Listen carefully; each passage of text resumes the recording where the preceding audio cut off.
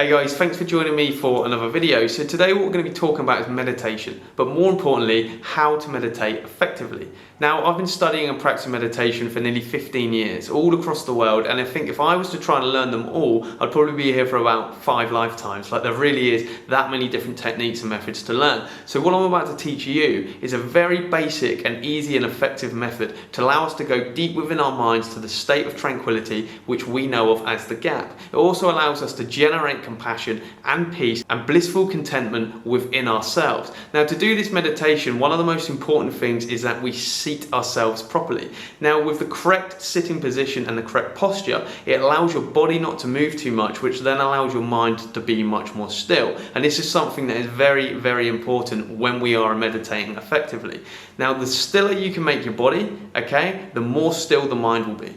The more peaceful the mind will be. If your body moves around, your mind will move around too. So what I like to do is I normally take 1 pillow or 2 pillows and I stack them up on top of each other so it's about 9 inches off the ground.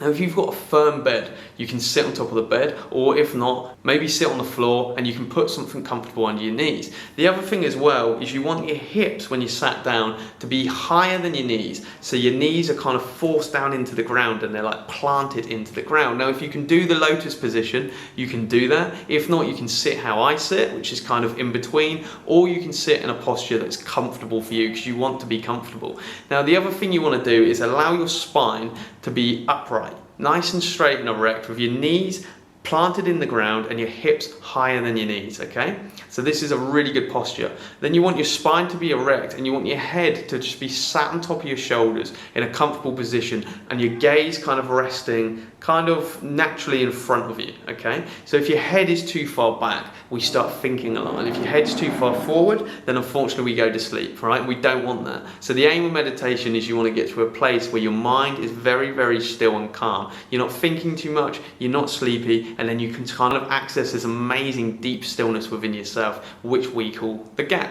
Now, during this meditation, what we're going to be doing is focusing on a focus point. Now, this focus point is around the navel, which is your belly button, and about 2 inches up from that. So this is from the Wat Pradhammakaya meditation called the middle way. And they believe if you focus on the middle of your body, then it allows you to get to the middle of your mind much easier. And it is a very effective method. So this is the place we're going to be focusing. It's about 2 inches or 2 fingers width above the belly button. Now, before we start the meditation, the other thing we want to discuss is our hands. Now, when you put your hands face down, this allows us to ground our energy and our body, and we actually feel a lot more stable and content. Now, the other meditation posture, which you would have seen all across the world, is to have your hands facing up, pinching your index finger and your thumb, and this is another meditation position. What this does is it usually allows us to access a deeper state of wisdom and intuition as we receive stuff from the universe. When we place our hands down, we ground ourselves. Now, like I say, there's many different advanced methods of meditation. You can focus on the pineal gland between your eyes for wisdom and intuition, and many, many, many other different ones, okay? How to turn your pain into love and focus on your heart and go into past traumas and maybe even the future. But just for now, I'm going to be covering the basic one. So we're going to be focused on the space just above the navel. Now, the other thing you can do before you go into the meditation is you can use your finger just to kind of poke that spot 2 inches above the navel. Then when you close your eyes and remove the finger, it's easier for you to find it with your mind to start off with.